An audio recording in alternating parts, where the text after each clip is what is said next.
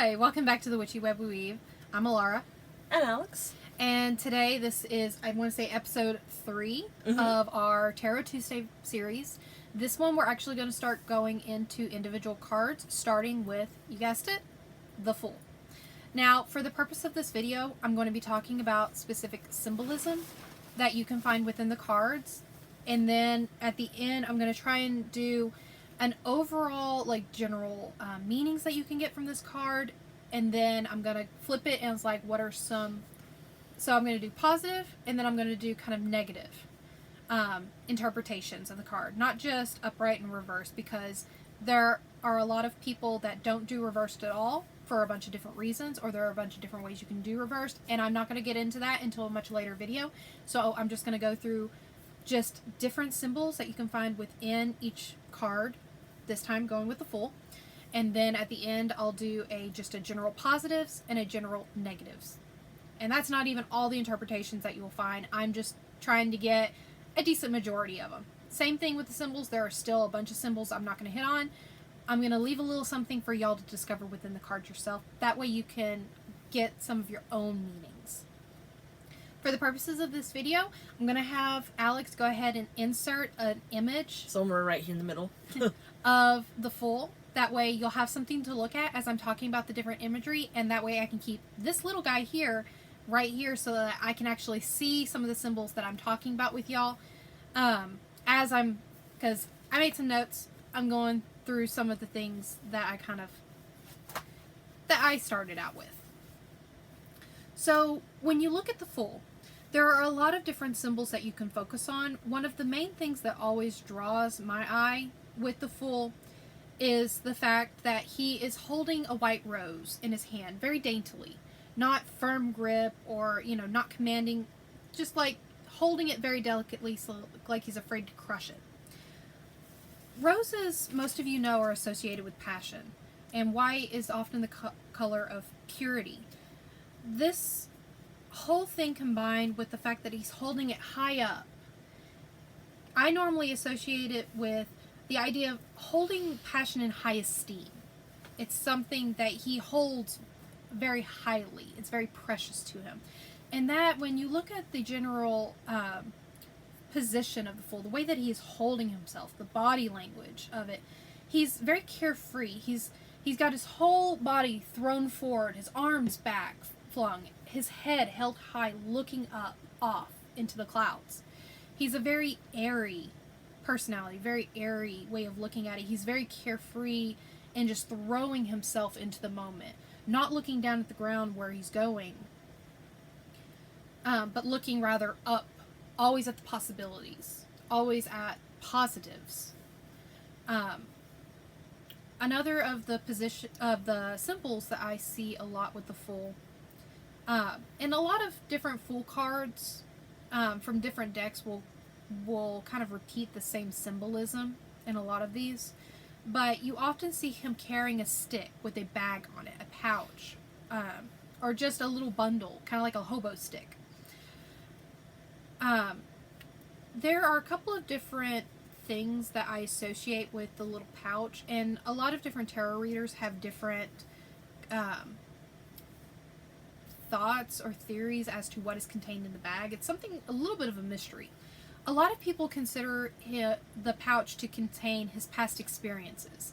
The fact that he's not purely leaving his past experiences behind with him as he's moving forward, but he's carrying them with him. It's still a part of him. Some people also consider the pouch to contain his biases, his previous preconceptions of what things are, or the way that he looks at things, that he's also carrying with him. Because he's not completely starting out from blank, ground zero. He is starting out from somewhere, and that goes back into the idea that the Fool is a repeating cycle. That he begins his great adventure, he goes through his journey, he learns and he learns and he learns, and then at some point his journey comes to an end and he gets to start anew. He is a refreshing cycle. He is a renewing cycle. And when you look at the pouch itself, a lot of times, especially in the traditional Rider-Waite, but sometimes also with other other cards from different tarot decks, when you look at the pouch itself, there is often a little figure or a drawing or an image sketched onto the bag, which is normally the eagle's head, or the symbol of an eagle in flight. The eagle is actually really interesting because that ties into a couple of other tarot cards that we're going to visit later down the line, specifically with the Wheel of Fortune and the World and things like that. But the eagle itself is the concept of the soaring spirit. Fun fact, and this again is something we'll talk about in other tarot cards later down the line, but the eagle is actually a representation of Scorpio, taken to a higher level. It's an elevated symbolism for Scorpio. So it's when sexuality transcends into spirit, which was, if y'all have ever heard of Rachel Pollack, she is a very well-known and well-respected tarot reader of many decades. She knows her stuff, and she is well-respected within the community. She has written a book called 78 Degrees of Wisdom, which she goes into a lot of the symbolism that I'm talking about now, because she was a very early influence into me when I was learning the tarot, and I really respect some of the things that she's come up with. But that is one of the things that she talks about in her 78 Degrees of Wisdom, is the idea of the eagle as Scorpio, where sexuality transcends into spirit, which is something that she and I will talk about later on in the Devil card and things like that. So these are all really interesting concepts. And some of it I learned from her many years ago. Some of it are my own ideas and symbolisms that I've taken and have kind of evolved with me. Some of them I have read about or learned from other tarot readers and then put my own understanding and spin on them. So, like, I'm trying to come at you from different sources to try and give you a general, well-rounded idea of some of the symbols of this card. Moving on. When we look at the Fool, one of the things that you often see in this card is the bright sun. The sun is at his back. You know, it's behind him, but it's not completely behind him. When you actually sit down and you kind of look at it from the idea of a compass, the direction that the Fool is facing is northwest, which is typically considered to be the direction of the unknown. Like, that is what that direction's typically is associated with, is the direction of the unknown. He is heading off or flinging himself into the unknown. Head held high, not looking down, can't see his feet. Which also means if he can't see his feet, then he can't see the little companion that is often at the Fool's heels. In a lot of cards, this is shown by a dog, often white, sometimes other colors, or other companions, such as I have seen a cat, I have seen a lizard, I think, I have seen, like, a couple of different animals I've seen associated with the Fool as a companion. But the dog or the companion animal can be considered a couple of different things. And one of the ones that I associate it the most with is the idea of the animal side of mankind, of the human spirit, the animalistic, the base instinct. But I also take it as a much more literal symbolism as well, of when you look at the Fool card, typically they're not looking down at the companion animal. And normally the companion animal is either on its heels or has a paw raised to the Fool. It looks like it's trying to get the Fool's attention. And most of the time the Fool is not looking down at the animal, doesn't even notice it. His head's not even in the general direction. He's completely ignoring that companion animal. Which normally, for me, the companion animal is normally his sense of caution, his better senses, sometimes wisdom even. He's ignoring the advice of others. He is ignoring his own instincts. Sometimes he is ignoring his own wisdom. Like, he is not heeding caution. A lot of times the animal companion is heeding caution. Which, a lot of times, certain cards, especially majors, will be we attach certain elements or correspondence to different cards just from the natural energy that this card is meant to emit. The Fool is often thought of, I associate him very heavily with an air sign or an air element. He is very very airy in the way that he approaches things, the way that he thinks about things. His head is in the clouds. He's very idealistic and optimistic. But that's actually not the two elements that he is most common corresponded to by a lot of people. Because when you look at the Fool and the way that he operates, the way that he acts is most closely associated with the suit of Wands, with that fire and passion and instinctual impulse, yes. Because the Fool is normally someone who acts on his own instincts. He looks and leaps without thinking. I associate the Fool with the idea of a leap of faith sometimes, or a shoot first, ask questions later type of mentality sometimes. And all of that can be expressed with the idea that he is most closely associated with the actions and the thought processes of the Wands, which is further connected to the idea of what is holding up his pouch but a wand, a long staff. That is a wand. Mm-hmm. And there are many other tarot cards that actually the figures are shown holding wands, like a lot of times the Chariot driver, the World. He is not the only figure to hold the wand, but he is one of the figures that doesn't hold it very tightly or with conviction. He holds it just like the Rose, very daintily, very unsure, very loose-handed. Wands represent power. He has power in his hands, but he does not yet know how to hold it or how to wield it. He doesn't yet know how to turn it into a driving force.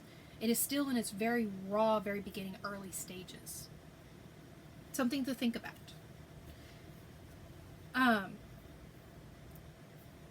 But when you look at the card of the Fool, there is this idea of air. There is this idea of fire with the wand. There is also an association with the Fool of water as well, because along with the leap without thinking, action first before anything else, there's also this idea that he is also a combination of the water as well as the fire, because he is so heavily reliant on his imagination and his instinct. It is a combination of these two things that make him who he is as the Fool. Also, when you look closer at the Fool, when we look at the Fool's tunic, when we take a closer look at his clothes, one of the symbols that you'll see right here is a little image of a heart. He is literally wearing his heart on his sleeve. He doesn't really stop to... There's not a lot of hiding his emotions with the Fool. There's not a lot of subterfuge or subtlety. It's mostly... He is so in the moment. He is present in everything that he does. And everything that he comes at or does going into the future is from being in the present. So when we're looking at the Fool in general, when we're talking about a lot of the positives associated with this card, the first and foremost is the idea of new beginnings. Like that idea of a fresh start, everything is starting anew, there's a new cycle. High spirits, his head held high, looking up at the clouds. This idea of optimism. Like I said, a leap of faith, about to jump off a cliff and trusting that he's going to be okay.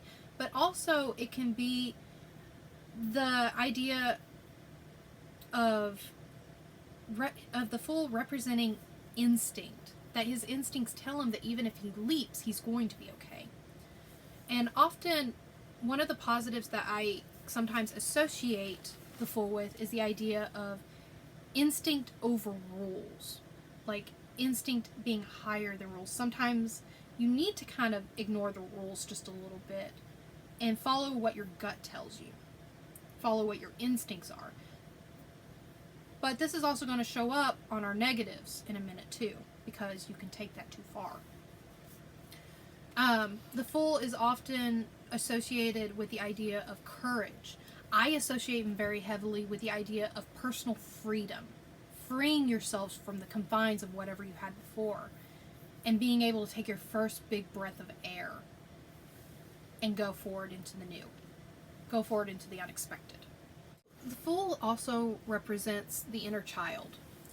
So the freedom to be who you are, really, to actually let yourself be the person that you know that you are. Which I think is one of the reasons why I associate the Fool so much with the idea of personal freedom. Of being yourself as you truly are. And being willing to go after that. The Fool is also heavily associated with the idea of adventure. I think for good reason, because he always seems to be just ready to leap off the cliff into a new adventure. But the Fool itself can also represent innocence. Now, when we look at some of the negatives, the flip side of the Fool, so to speak, a lot of what makes the Fool such an amazing card is also what makes him such a dangerous card, or a detrimental card. Because when you're looking at the negatives, or the others, the other side of the Fool, we're talking about him representing reckless or even hazardous behavior. Mania, sometimes, because he's not able to reel himself in. He's not able to see enough to restrict himself. He's not able to come out of the present moment enough to see into the future, to see how his actions might affect him. Sometimes for the worse. There's a reason why he's called a fool. One of the negatives is that he is called foolish. Foolish behavior. Because he is, in a way, immature in the way that he handles things. One of the things that this card can heavily associate is ignoring your instinct. Or, on the flip side,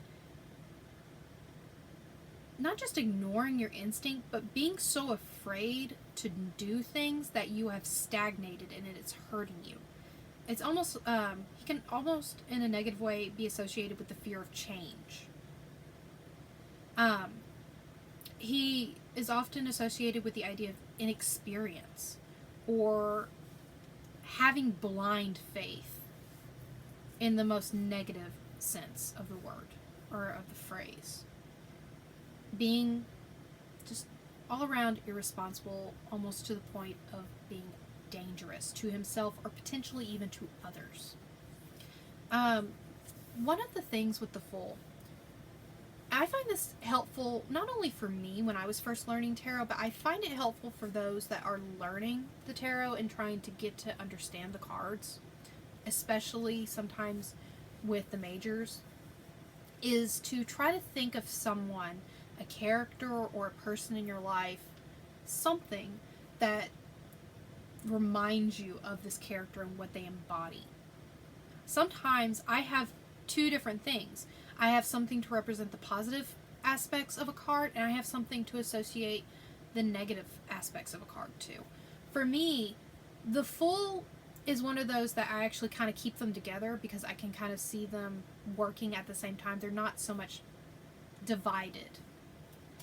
But characters that I have associated with the Fool are